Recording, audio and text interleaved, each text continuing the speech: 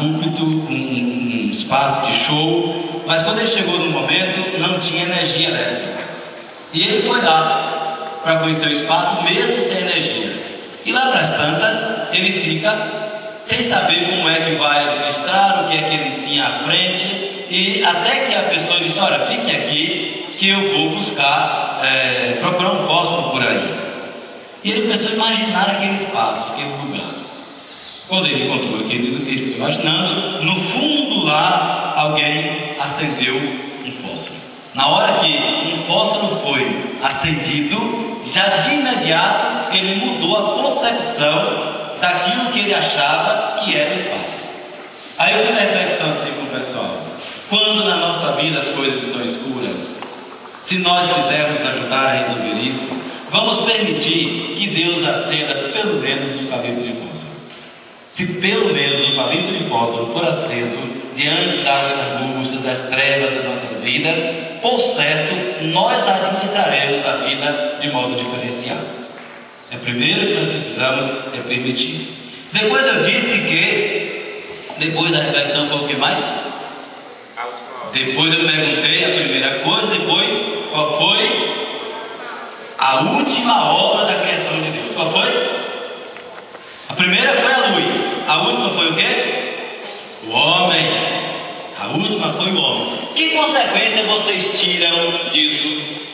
Porque Deus criou primeiro a luz e depois o homem, o último homem. Por que vocês acham que isso aconteceu?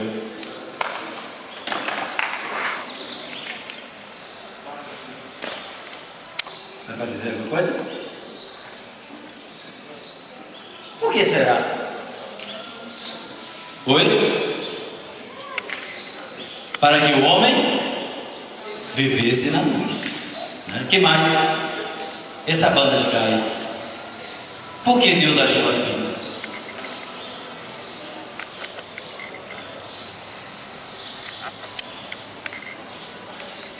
Você está me vendo?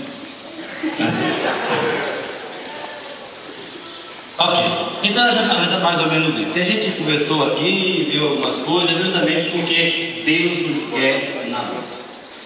Deus nos quer na luz. E a razão da criação é justamente nós sermos iluminados por Ele. Por isso Deus cria o homem à sua imagem e à sua semelhança. Um dia na mesa, lá na cidade, de vez em quando a gente faz isso, aí surgiu uma questão: o que nós realmente nunca se extingue?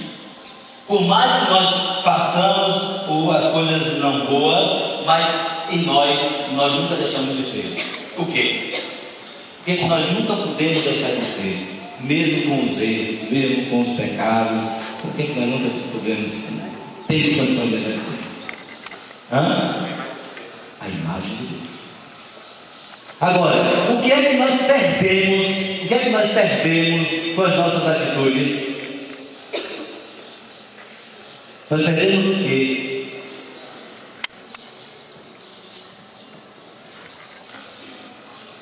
A imagem não tem como perder. Nós somos imagem de Deus.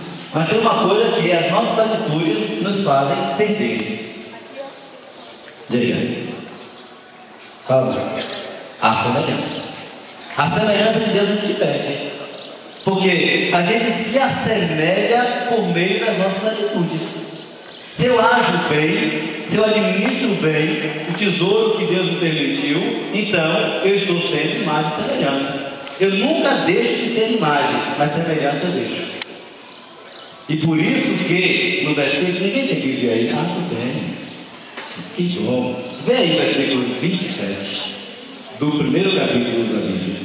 Gênesis 1, 27. 27.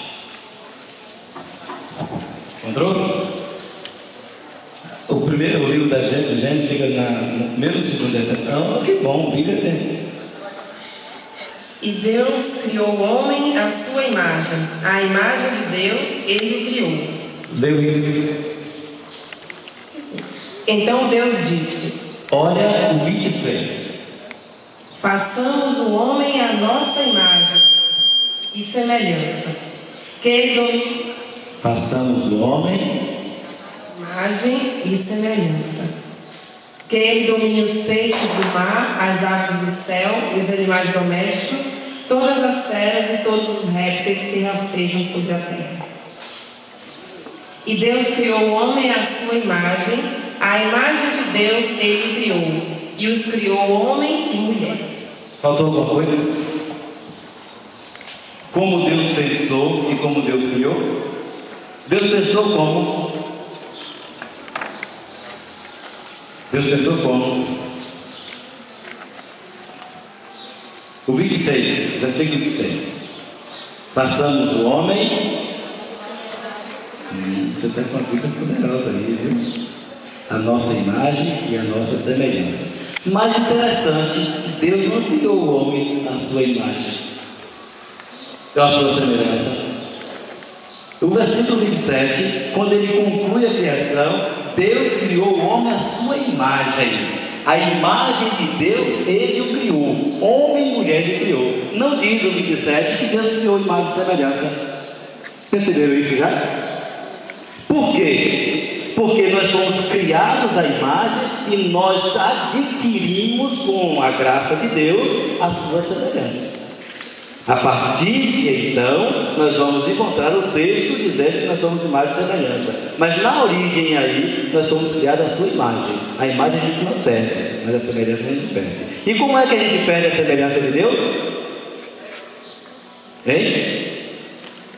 Como é que a gente perde a semelhança de Deus? Caímos em pecado. E o que nos faz, quando nós caímos em pecado, qual é a consequência? A falta da primeira obra da criação. Qual foi a primeira obra da criação? Então, perder a imagem, perder a semelhança de Deus é cair de novo nas trevas. E cair nas trevas é o quê?